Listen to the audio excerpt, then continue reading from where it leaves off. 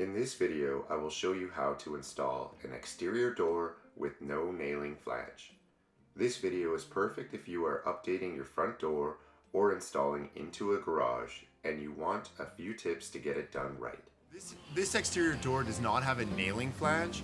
This is one that's going to go inside the frame, finish off with a brick mold or a wood trim. I'll take you through step by step, applying a couple of beads of silicone that will be underneath the base of the threshold.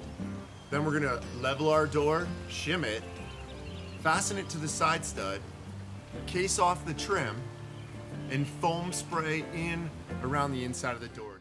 Before I get started, I will need to install the Housewrap or building paper. The Housewrap is what protects your building from water if it gets behind the siding or exterior finish. To learn more about Housewrap, watch Housewrap 101. I start by cleaning the surface the threshold of the door is to be silicone to. If this is a house, it will likely be wood, on a garage concrete. In both situations, you must silicone down to prevent air leaks and to stop the threshold from wiggling around in the future. Now it's time to dry fit the door in the rough opening and make sure it fits. Check with the level and make sure there is no interference preventing you from setting the door perfect.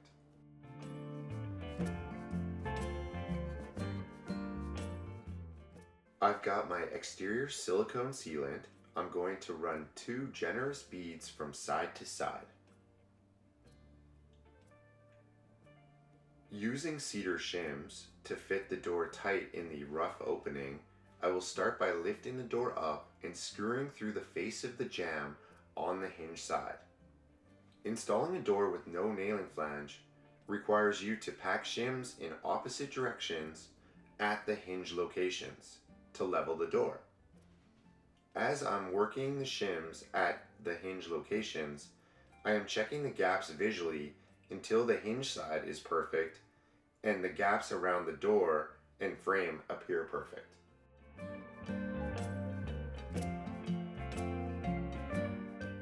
Once hinge side is level and firmly attached with screws, I will fit shims in the latch side of the door to hold it firm. Keep checking the gaps on the door and slam it a few times to know if it is functioning smoothly. Once happy with the setting of the door, it's time to run the long screws through the hinges into the side stud. This ensures some extra attaching points on the hinge side of the door to make sure it never wiggles free. Okay, these gaps look great and I think my door is set perfect. So now I'm going to go to the outside and remove the cedar shims with a utility knife, shaving back and forth on each side and just knocking them off with my hand. Then it's time to get started on the brick mold or casing of the door. I'm going to attach my brick mold or casing with screws, siliconing on each corner to make sure that it will not split.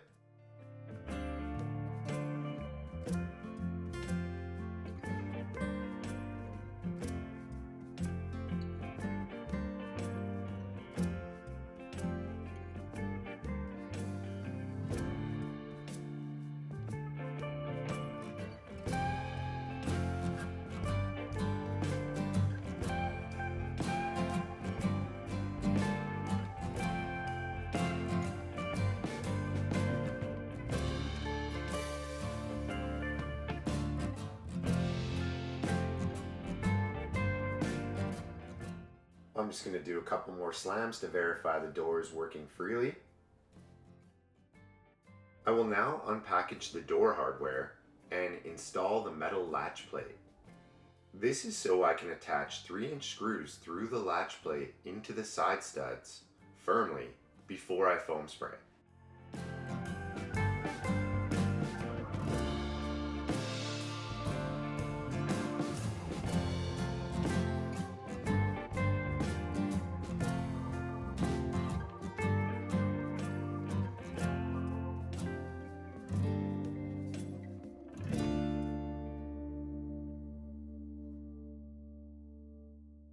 Now that the deadbolt is installed and I can verify that the door is going to shut perfectly and latch and lock shut, I'm going to move to the inside, remove the cedar shims, and start foaming in the door frame to the side studs.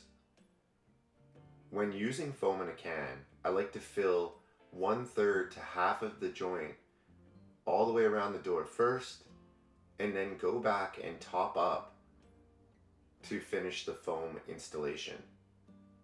I find if you try to do it all in one pass, you'll generally use way too much and it will come out everywhere around the door. So take it in a couple of passes so you don't make a mess. Here's a look at the finished foam spray job. I typically use about a can per door frame or window. Obviously it depends on the size. Once that foam spray is dry, this door will be super secure and it would be hard to remove it out of its opening. That concludes the video tutorial on how to install an exterior door with no nailing flange. Thanks for watching and happy DIY!